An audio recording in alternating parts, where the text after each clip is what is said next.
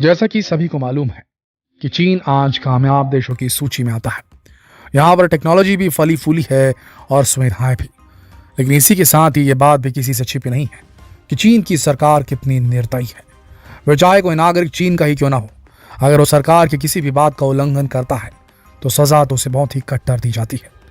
तो ऐसे में वीडियो का टाइटल देखते ही आपने सोचा होगा कि यार चीन में भी क्या कोई धर्म फॉलो होता होगा, क्या चीन के लोग भी रिलीजियस होंगे।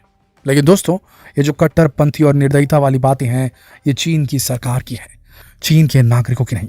तो हाँ, चीन में धर्म का अस्तित्व है तो जरूर, लेकिन चीन में किसी भी धर्म को मानना भारत की तरह आसान नहीं है।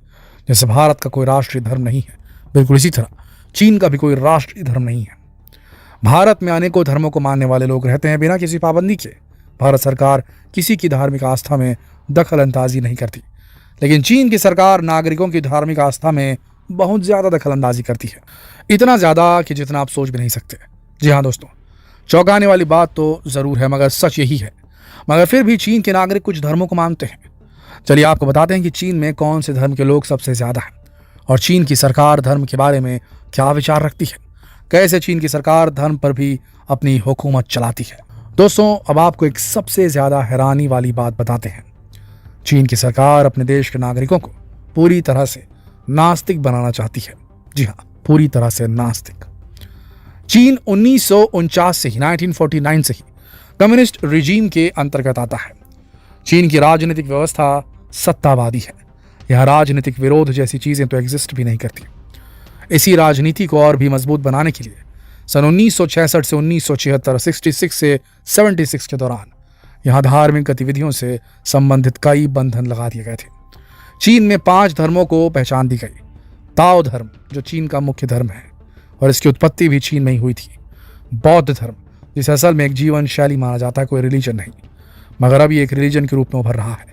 इस्लाम धर्म, जो 7वीं शताब्दी में चीन में आया था। प्रोटेस्टेंट, जो ईसाई धर्म की एक शाखा है, और कैथोलिक धर्म, जिसके ऊपर कुछ बंधन भी निर्धारित है। लेकिन चीन की सरकार इन धर्मों को केवल नाम के लिए ही पहचान देती है।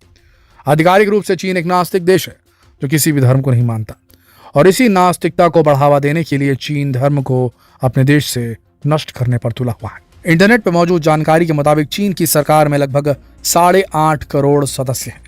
इनमें से कोई भी सदस्य किसी भी धर्म को नहीं मान सकता। अगर कोई सदस्य किसी धर्म को मानता है तो उसके लिए बाकायदा एक सजा भी निर्धारित होती है। यहाँ तक कि चीन की सरकार से रिटायर हो चुके सदस्य भी किसी धर्म को फॉलो नहीं कर सकते और किसी भी सार्वजनिक तौर पर आयोजित धार्मिक क्रियाकलाप में भाग नहीं ले सकते।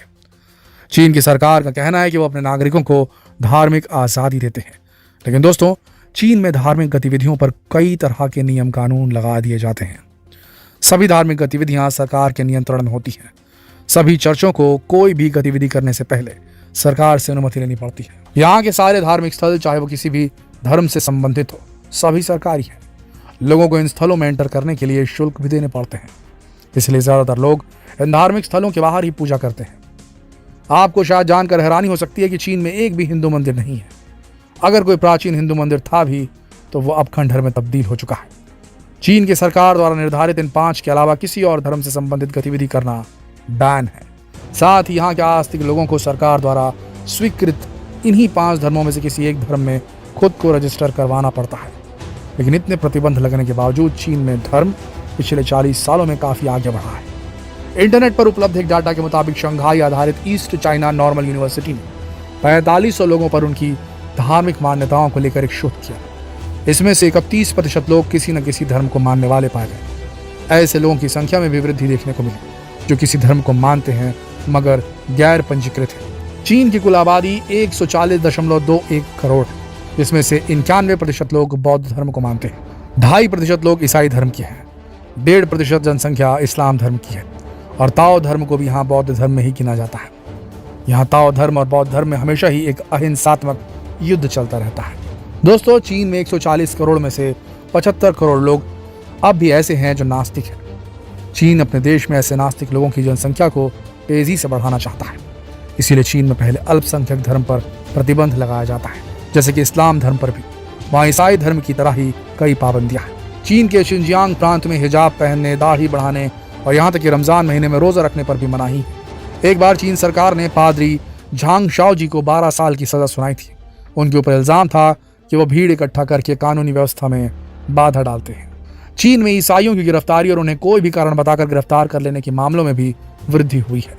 लेकिन बौद्ध धर्म पर इतने ज्यादा प्रतिबंध नहीं है, क्योंकि एक तो वहां बौद्ध धर्म को मानने वाले सबसे ज्यादा लोग हैं, दूसरा वहां बौद्ध धर्म सबसे पहले आया था, दूसरी शताब्दी में आया था, और तीसरा सबसे महत्वपूर्ण कारण, जिसे आप एक मानसिकता भी कह सकते हैं, वो ये है कि चीन को लगता है कि बौद्ध धर्म को बढ़ावा देने से देश की एक शांतिपूर्ण छवि क्रिएट होती है। मगर इससे भी चीन की इस बात को झुटलाया नहीं जा सकता कि चीन अपने देश से धर्म को पूरी तरह से खत्म कर देना चाहता है। तभी तो वहां के लोगों को धर्म का पालन भी छुप छुप कर करना पड़ता है। चीन का मानना है कि धर्म वामपंथ विचारधारा को कमजोर कर सकता है। अगर कोई भी धार्मिक संगठन वहां बड़ी तादाद में उभर गया तो वो चीन की राजनीतिक गतिविधियों और राजनीतिक नियमों के विरोध में सरकार के सामने खड़ा हो जाएगा और शायद एक न एक दिन सफल भी हो जाएगा। इसीलिए चीन के पहले कम्युनिस्ट नेता माओ त्से-त्संग के समय से ही सरकार नास्तिकता को बढ़ावा देती आई है। तभी से ही सरकार धर्म को नष्ट करने की कोशिशें करती आई है। दोस्तों, बात धर्म की हो या राजनीति की, चीन का रवैया बहुत ही सख्त रहा है। चीन किसी भी विरोध को या कानूनी उल्लंघन को बर्दाश्त नहीं करता। कई बार सोशल मीडिया पर चीन के ऐसे वीडियो वायरल हुए हैं जिनमें चीन के ऑफिसर्स किसी नागरिक को बुरी तरह पीट रहे हैं, लेकिन चीन इस बात से साफ इनकार कर देता है। दोस्तों, ये हम खुद से नहीं कह रहे हैं, ये सारी जानकारी हमने इंटरनेट से हासिल की, हमारी अपनी राय नहीं है, हम इन खबरों की पुष्टि नहीं करते। किसी भी व्यक्ति, धर्म, संगठन या संप्रदाय की भावनाओं को आहत करना हमारा उद्देश्य नहीं है। लेकिन दोस्तों, चीन में जो हो रहा है वो आप सबके सामने है। आपको क्या लगता है, क्या चीन का धर्म को लेकर यह रवैया सही है? क्या कभी चीन में कोई संगठन वहां की सरकार की गैर मानवता वाली गतिविधियों के खिलाफ खड़ा हो पाएगा? अपने विचार कमेंट करके हमें जरूर बताएं। दोस्तों, इस वीडियो को ज्यादा से ज्यादा शेयर करें ताकि सभी भारतीयों को कम से कम ये तो एहसास हो जाए कि वो खुशनसीब है कि वो चीन में नहीं, भारत में जन्मे हैं, जहाँ किसी भी धर्म को मानने की पूरी आज़ादी है, जहाँ कोई भी धार्मिक क्रियाकलाप करने पर कोई रोक नहीं लगती, ताकि लोगों को चीन की भद्दी मानसिकता की भी जानकारी हो सके। जितना हो सके इस वीडियो को शेयर करें, फेसबुक पर, व्हाट्सएप पर, यूट्यूब पर। कल फिर मिलते हैं एक और दिलचस्प वीडियो में। तब तक के लिए आप सबका इस वीडियो के अंत तक बने रहने के लिए दिल से धन्यवाद।